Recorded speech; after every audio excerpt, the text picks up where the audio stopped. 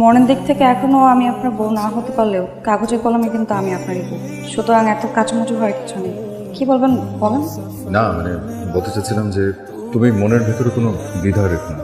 একটা ছেলেকে ভালোবাসতা, তার সাথে চলে গিয়েছিলে। তোমার যদি মনে হয় এটা একটা খুঁত, তাহলে আমার যে বয়স বেশি এটাও তো একটা খুঁত।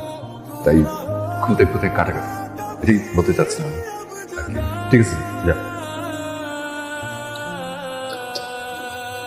লাবণী, লাবণী শুনছো? আমি অফিসে যাচ্ছি।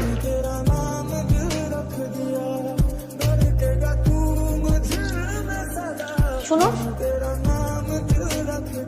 আপনার লাঞ্চ মা যেভাবে যেভাবে দিতে বলেছে সেভাবে সেভাবে দিয়েছে। Thank you. ওয়েলকাম।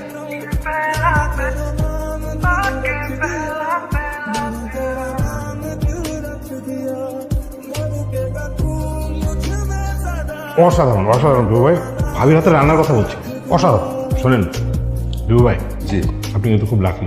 যেমন সুন্দর বউ পেয়েছেন তেমন তার হাতের রান্না। নিশ্চয়ই সামনে আরো অনেক গুণ আবিষ্কার হবে। সবে তো শুরু। শোনেন বিভু ভাই, জি।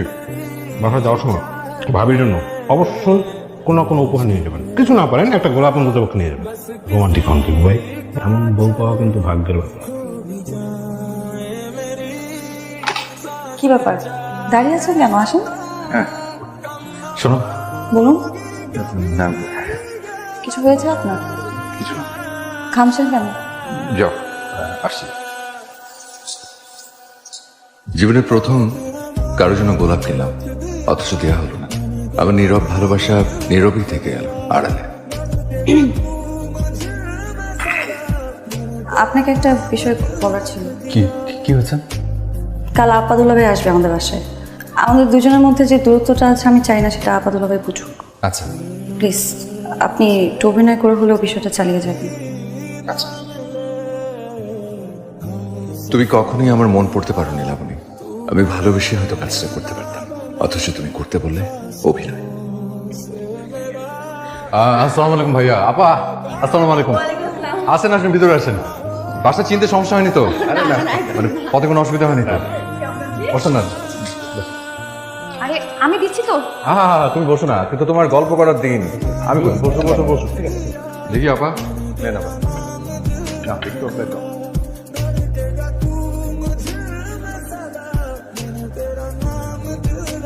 এই যে এটা, এই কালারটা আর এটা দেখো, এটা অনেক সিল্ক। এই যে সবার জন্য গরম গরম চা। ও মা জামাই, আপনি আনতে গেলেন কেন? আমরা আছি তো। আরে না না, সবসময় তোমার বউটাই করে, না হয় আমি করলাম। দেখো দেখো, শিখো। বারান্দা যাওয়া যাবে? হ্যাঁ হ্যাঁ, অবশ্যই। এটা কবে নিয়েছিস? দেখো আমার কাছে আরো অর্নামেন্টস আছে, এই যে দেখো সুন্দর সুন্দর। না না না, খুব খুব ভালো সময় কাটলো আমাদের সবার। তে আবার আসবেন আপা। আসবো ভাই। আসবেন। আচ্ছা। আর আপা ওই পৌঁছে একটা SMS করে দিন লাবণীকে, ও তো আবার চিন্তা করে অনেক বেশি। আসসালামু আলাইকুম। Thank you. আমার অভিনয় ঠিক ছিল? মেয়ে, তুমি অভিনয় বোঝো, মন বোঝো না। বিভু ভাই, মূল সমস্যাটা হচ্ছে আপনার এই মুরব্বি মুরব্বি ভাব। আমি শিওর ভাবি আপনাকে আপনি বলে ডাকে, তুমি বলে ডাকার কোনো আগ্রহই পায় না। বয়স একটা সংখ্যা মাত্র। আসলে বয়স কোনো ব্যাপারই না। আপনি যে চশমা পরে, ফুল হাতা শার্ট পরে, গোফ রেখে নিজে মুরব্বি সেজে বসে আছেন। ভাবি ইয়াং একটা মানুষ, তার মনের সাথে আপনার মনটা মিলতে হবে না? ভাবিটি একটু বোঝার চেষ্টা করেন। আপনি বাসার মধ্যে মাস্ক পরে আছেন কেন? এমনি ধুলোবালি তাই। বাসার মধ্যে ধুলোবালি আসলো কোত্থেকে? মাস্ক খুলেন, মাস্ক খুলে নাস্তাটা করেন। পরে করছি না, তুমি কেন? অসুবিধা নেই। আশ্চর্য, গরম গরম পাওয়াটা ঠান্ডা হয়ে যাবে তো। এখনই নাস্তা করেন, আমার সামনে নাস্তা করবেন। তুমি খাও না, খাও। তুমি তুমি তুমি কাছে আসছো কেন? কাছে আসলে সমস্যা কি? আশ্চর্য, আপনি মাস্ক খুলবেন না? মাস্ক খুলে সব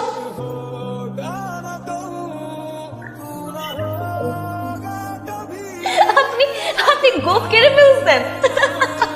দেখি দেখি, আচ্ছা নামান না একটু দেখি।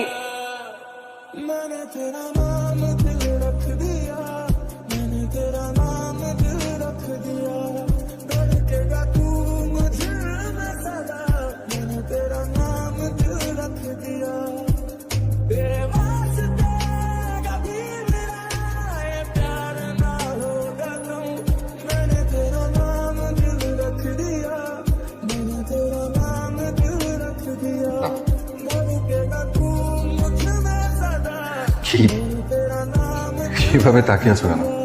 আপনাকে অনেক সুন্দর লাগছে। থ্যাংক ইউ বলো। Thank you thank you. থাকে, এত লজ্জা পেতে হবে না। অফিসে যান। আরে নক না করেই ঢুকে গেলে, খুব খুব করে কাশি দিতে হতে পারতে। আমাকে এখন পারমিশন নিয়ে আসতে হবে? না মানে আসলে ওই ঘরে কখন কিভাবে থাকি, যে লুঙ্গি পড়া অবস্থা আবার দেখে ফেলবে। লুঙ্গি পরা তো ভালো, সবাই তো লুঙ্গি পরে, খারাপ তো কিছু না। আচ্ছা, যে কথাটা বলার জন্য এখানে এসেছি সেটা বলি। তুমি কি আমাকে ভালোবাসো? তুমি তুমি তুমি আমাকে তুমি তুমি করে বলছো? হ্যাঁ।